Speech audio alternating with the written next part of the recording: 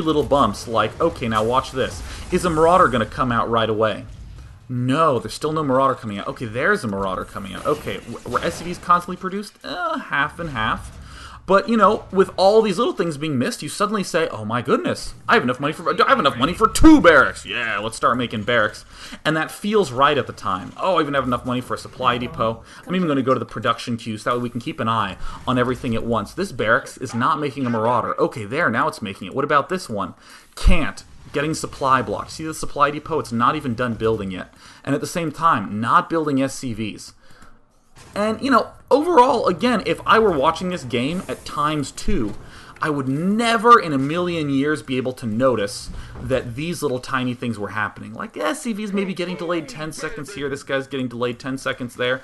And what'll magically happen, and this is always the hardest leap to do, this is one of the most uncomfortable steps in the evolution of a player. When you start playing smooth, it feels like you don't have enough stuff. Isn't that stupid? Isn't that ridiculous? But that's what happens. Because look at this game. Oh my god, he has 4 barracks making Marauders. You actually can't quite support that and afford the upgrades. I can just tell you that straight up. It's kind of difficult to support on one base. And make depots, and make workers, and get upgrades, and get Marauders. You just don't have the money for it. But you have 4 barracks, and that number is just deeply ingrained in your mind. And then what happens is you look at it when you start improving and you're playing better and you're getting your SCVs and you're getting your depots down. Oh my god, now you can only afford 3 barracks. Huh. It feels like you're not getting as much stuff out. It feels a little bit wrong. But I need you to know that if it's smooth, that's when it feels really good. And what you should train yourself intuitively to appreciate is cutting it close. Is, you know, having this SCV finish right when you have $50 and you're like, ooh, oh my god, that clicked just right. That is so sweet. Oh, look at this barracks not making tech labs.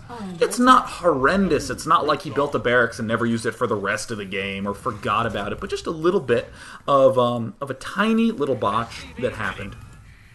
So, you know, let's just go ahead and do what I know everyone wants to do. Let's go to Protoss Land. Protoss Land. And let's check out what our good friend Lost in Space. Lost in one word, space. Second word. So we're going to speed things right along. And you know, I also want to state, there's nothing I'm saying here right now about hand speed. Too often, players will watch Tip Top Pros play, and they'll just go, oh, well, I can never do that. I can't click those buttons that fast. You don't have to be fast to play smooth. You do not have to be fast to play smooth. It's all about timing. And what naturally happens is when you start valuing being smooth, your hands start doing things a little more quickly, just because you're waiting. A lot of times you're waiting. I'm waiting for that Marauder to finish so I can make another Marauder. I'm waiting for this probe to finish so I can make another probe. Because again, we don't want to queue things up. We don't want to let any sort of autopilot be good for us. We want to be able to just get it right at the time when it's available. So a little thing like that. See, little probey guy moving out, getting ready to build the gateway. Had a little bit of time there. And this is the one thing that people, so this is something that I think is super important to highlight. This is what will happen. Let's say Lost in Space, this is a gold level replay, right? He comes out and he gets here, and in his mind he says, whoops, sent that guy too early. And that's all he thinks. And he's like, whoops, I sent it early. All right, let's wait around. And bam, gateway goes down right on time. Okay, cool. But what's so important to do is that extra step to say how much earlier was it. Let's actually follow this little probey guy. We're at 15 money. 15 money. This is the probe that's going to be going out. 15 money. Just be observant. When was that sent? I saw 60 minerals. That's what I saw. Sending the probe at 60 minerals to do this. 60 minerals? Way too early. Way too early. It actually reached here around 100 minerals. So what I would do is I would then say to myself, okay, well next time I'm going to send it at around 110 minerals. Just send it a little bit earlier. So in a sense, when I'm playing, I'm not doing a huge amount of thinking of what I'm going to do later in the game. I actually plan that out before the game, because what I want my mental energy to be devoted to are these little tiny things. Oh, I'm sending it at 60, too early, got to send it around I'm going to send that around 110. And then later on in the game, okay, well, when is my second gateway going down? Okay, well, I'm putting that second gateway down at like 22. I'm just going to try that, see how that works out. Oh, it was a little early. Okay, 25. And I have a whole bunch of things that I am aware of that I want to look for. And all you got to do is start identifying them in your replays. So, by the way, I would never recommend this. This is awesome to just send all your probes to be like, attack! But, you know, only ever bring, like, one guy off to do a little zapping. And once your probe, you know, is falling the SCV to here, just bring him right on back. But again, I want to note how everything about Protoss that Protoss is doing is approximately correct, right? It's not that, you know, oh my god, lost in space. Oh, he doesn't have a clue what to do. Her, you know, what a newbie. You know, none of that sort of stuff. Yeah, look, he's getting gas. Assimilator, he's going to have enough to build a pylon in a moment here. And one thing also to note, queuing is generally quite bad. Quite bad to queue. And the reasoning behind this is that, let's back up to right here. Let's back up to, all right, here comes the queuing. Now I want you to note this probe right here, the second probe, that's 50 minerals that's in the gate. That's 50 minerals that's gone. This is 50 minerals that has been spent.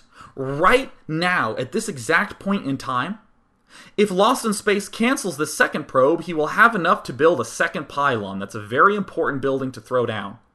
But in the midst of the game, it's so easy to just look at the situation and go, oh, no, I don't have any money at all. No, I'm at 55 minerals. I will have to wait patiently for the extra set of minerals. And oh, look, another queue getting set up. And I completely understand why this happens. We're microing over here. We're trying to send this guy around. You know, if you just look at the clicking, you know, yeah, just, okay, setting up some hotkeys. You want to come back here, probe, and clicking on this APM, right? I mean, 36 APM is not incredibly fast, so honestly, having the amount of time that you're spending here to look around, it can be very distracting. And by the way, I do like this roundabout path, because first we swing around here. Are there any buildings going on here? Nope. Want to swing around to see if he's hiding anything there. That's great. This is fantastic stuff that we're seeing. And I just want to be sure that I highlight that it's so important not to fall into this trap. All it takes is no APM, just to look with your eyes. Am I building anything down here? Yes. Let me cancel that and go build an extra pylon. And I can already tell you right now, we're going to see a bump come up in a moment here. There's the core going down. Very good core timing, getting it very quickly after the gateway goes down. Good assimilator timing. We get the assimilator after our cybernetics core builds. Perfect. Excellent, solid opening. But hey, this asshole probe, who's been queued up for so long, is convincing us that we don't have the money to build a pylon when we actually do. So there is a pylon finally going down very late. Very late. And what's going to happen? It means that when this probe finishes, we're not quite going to have the time to you know, have everything that we wanted to. Jesus, I'm stumbling over my words like crazy. Attempt 2. Notice that when this probe finishes, oh no, what happened? Yeah, it finished on time, barely. But see all this energy that's built up at our nexus? See all that energy that was built up? We had no ability to chrono boost any probes because this pylon would have been a blocker for us. So hey, there's another little chrono boost going down here. And what's going on here? Oh, yep, chrono boost on the gateway. Fantastic. Getting a stalker really early on. Getting warp gate again. Solid play. Perfect. Chrono boosting both of these. That's great. Here's a second gateway coming down. Our probe's still being made. Yes, good. And this gateway timing, now this can be quite ambiguous. This is actually, again, when we're starting to really get into the tough stuff, what makes good players really good, and actually what makes their good play seemingly mystical, is getting the timing of that sort of thing, a building in the middle of nowhere, getting that right. Because currently, you heard me say earlier on, oh my god, he sent a probe to build a gateway at the start. He sent it too early, and it's obvious. If you rewatch your replay, the probe is just sitting there, just looking, hanging out, and you're sitting there like, come on, mine faster. And then 150 minerals, you throw it down, build up the minerals, and then return back home. So, I mean, you would say to yourself intuitively, I sent this probe too early to this gateway. But this, you just kind of said, well, I had the money to build a gateway, I'll build a gateway, you know? And it's hard to tell if this is a good timing until you start playing against very good players. I mean, actually, it's kind of funny. This is a problem that a lot of good players struggle with, is that when they're trying a new strategy, their macro and their micro is so good that they just have a ton of units and it doesn't even matter what the other guy's doing. They just end up walking over them, and it's only until they get to really good players do they realize, oh crap, the strategy I did was bad. Now, here's a bump. I kind of let it play a little bit longer, but let's just put that idea of macro on hold. So here comes a worker, right? Always supply block, 26 of 26. Probes queued up, unable to do anything. Oh, look, canceled those 2 probes. Did you see that? Canceled them. If those probes were not queued up so early, like right here, right after we built our second gateway, this probe finishes. Okay, right. We're gonna wait right about, well, a little while ago actually. We could have built a pylon, and this is the trap you don't want to fall in, where you just kind of go, "Ooh, geez, I was making a pylon too late." So again, what does the non-thinking player do? The non-thinking player says, "I built a pylon right now. Cool. I hope I look at my food more closely in the future." But instead, what they should be going is, right when I build that gateway is the same time I should be building a pylon. They should create a mental link in their head. Because then eventually what happens is when you do one action, your brain's like, all right, time to do these next 20. You know, right when your gateway and your cybernetics core finishes, you say, all right, time to build a gateway, therefore time to build a pylon, therefore time to chrono boost this warp gate, which means that my second stalker should almost be done. And your brain just starts building and building and building big chains. So in a sense, the good player is not someone who really is, you know, being able to think of a whole bunch of things at once, but they've created these arbitrary mental connections in their brain. It looks like we have a robotics facility going down. This second pylon I didn't gripe on too much. Player got supply blocked, he built a pylon, and just built the second pylon. That's the sort of thing that, you know, you'll end up doing. The real solution is just don't get supply blocked in the first place. Now, there's a few things that Lost in Space did with these stalkers. I like the fact that he had the defensive mindset with having 2 stalkers here, but it's actually better to have 1 stalker here and 1 stalker here. Just a little subtle thing, because what will eventually happen is someone will come up with Reapers, kill a probe or 2, your stalkers will bounce and wrestle, and then they'll eventually get out, and the Reapers will just back off. But you want the stalkers there to prevent that from ever even happening. So again, more good stuff. Building sentries, spends gas, leaves our minerals open to do more other things. But stuff not exactly being made.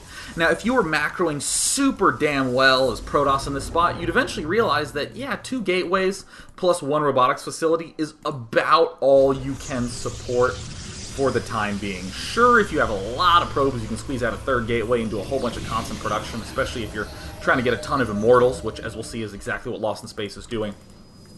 That's fine, but if you're playing really, really smoothly, you'll start to realize, wow, this gateway actually is not something I can afford if I'm macroing insanely well and chrono boosting and making probes and not forgetting pylons. And I think people really tend to neglect how expensive constantly making pylons can be. That's a huge, huge thing. Now, you've heard me just go, oh, smoothness, smoothness, oh, it needs to be smooth, blur, blur, blur. But, you know, look at this. This is great. This 3 warp gate and robotics facility getting largely Stalker Immortal. Do you know, that's a super, super solid composition. Immortals, amazing against Marauders. Stalkers, pretty damn good against Marines and Hellions. This is relatively good against mech play. We have an Observer here, so that way we can see everything that our opponent is doing. It's perfect, right? It's perfect on paper, and it's perfect in practice. But hey, look, getting supply blocked again, getting a little bumpy. And then look, yeah, this is the sort of thing that happens where you're like, you know what? I hate supply. Just like, fuck pylons. You just like build like 30 pylons. You select all your probes and just shift queue them up in a huge wall. And I completely understand that that happens. But that is, honestly, I would call this real strategy. Figuring out how to avoid this sort of thing. And people at the low levels do not value avoiding this enough. They look at this and they go, this is the cool part. This is the real meat of gameplay. This is where all the cool decision making happens.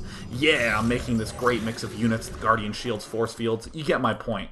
What they don't look at is go, isn't it marvelous that I have put a pylon down to the point where I was not blocked by anything? Brr. Yeah. And now we can start griping on, you know, tactical stuff.